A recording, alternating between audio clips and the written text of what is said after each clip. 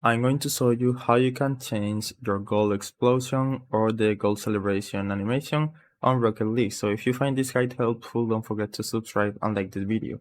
So basically the gold celebration is the explosion that happens when you score a goal. So to change it, you just need to go to your garage after opening Rocket League, then go to customize car, and once you are here you will see everything that you can customize, like the car, the decal, the paint, and the gold explosion is right here. So in my case I have this one, which I got from an OG crate, but you can change it to the one you like the most.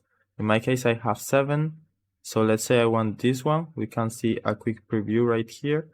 So if I like this one, you just click it and now it will be equipped. If you right click it, you can equip it to a team, so to the blue or the orange team, and that's it.